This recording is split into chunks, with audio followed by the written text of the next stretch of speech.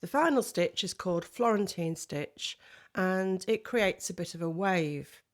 I'm using 6 strands of yellow to start with. I'm going to try it in complete blocks of colour so that you can see the contrast. And I've got, as I said, 6 threads, and I'm hoping that will be enough because I want it to be fairly flat. The stitch is done over 4 threads and you alternate the number of stitches to create a sort of wavy pattern. So I'm starting about, I don't know, perhaps 2/3 of the way down. I've put my knot over here. So I'm just going to go up 1. And then I'm going to go up 1 again, but 2 threads up from the bottom. 1, 2, 3, 4. So that's your first 2 stitches. And then again, I'm going down 2 or 2 threads up from the where you started. And I'm going to do 2 stitches this time. Over 4 threads.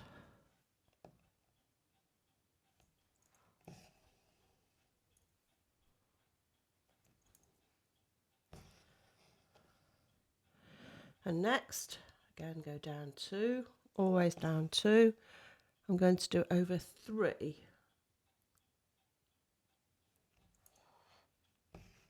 Sorry, over 4, but 3 stitches.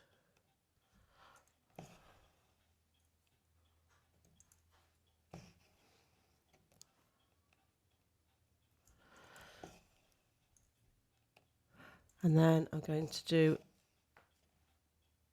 again down 2, but over 4 stitches. Over 4 threads and 4 stitches.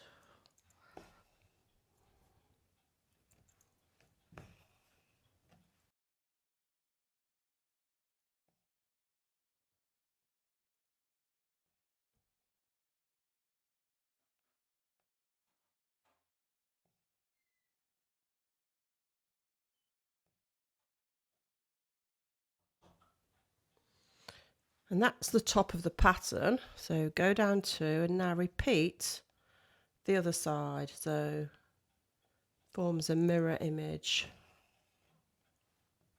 So 3 first.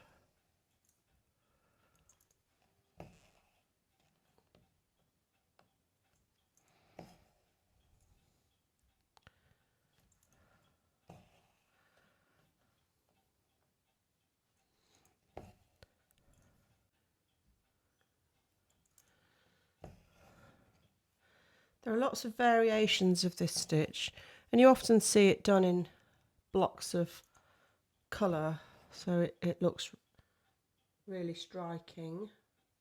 So now we're down to the last 2 stitches. Make sure you count correctly and remember that it's just 1 stitch on each level.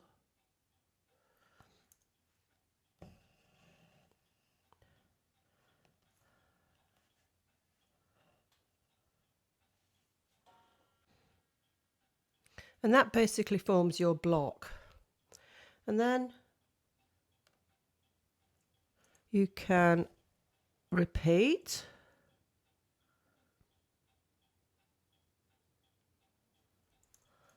So obviously the first stitch is already there.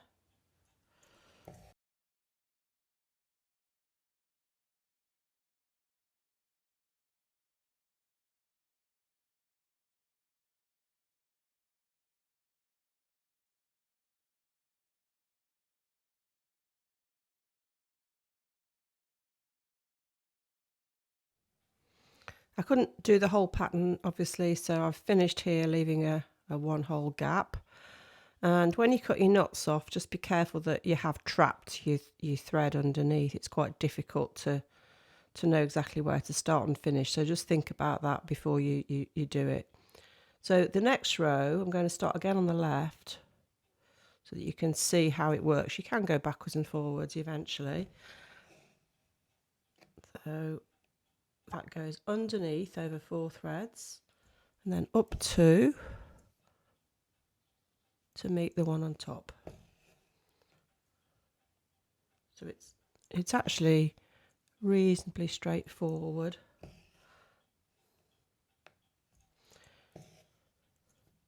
What you need to make sure when you're using all 6 strands is that they're not twisted.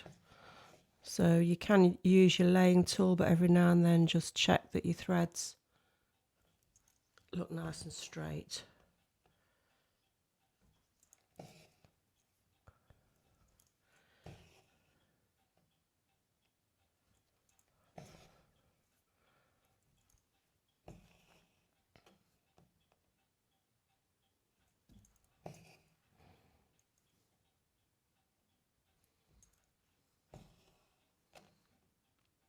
And I'm going to continue like this.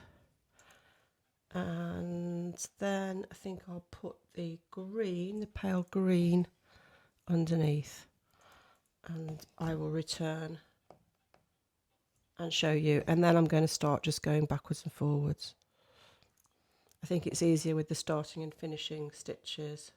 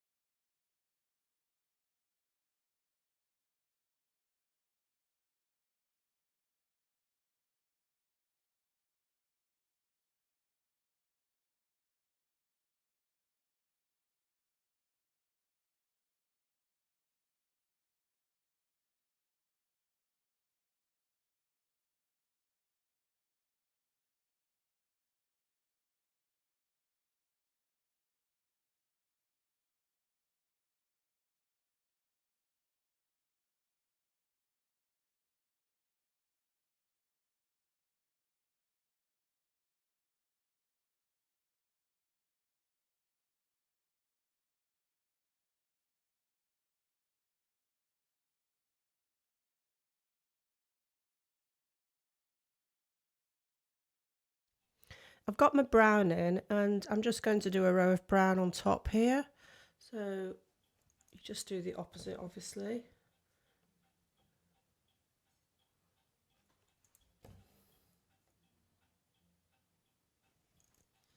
So on top of the 4 stitches, there's always 4 stitches.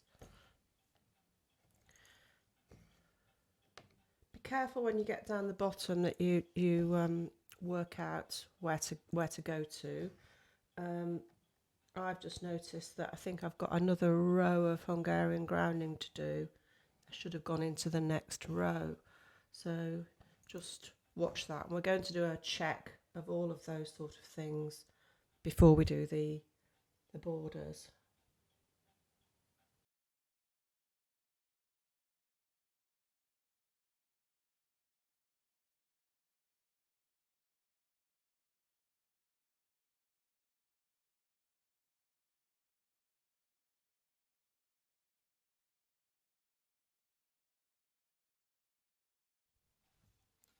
That concludes the Florentine stitch, and I hope you've enjoyed doing that. So we've completed all the stitches except for one final one, which is going to be satin stitch on the borders. But we've got a bit of checking to do first. So join me in the next video.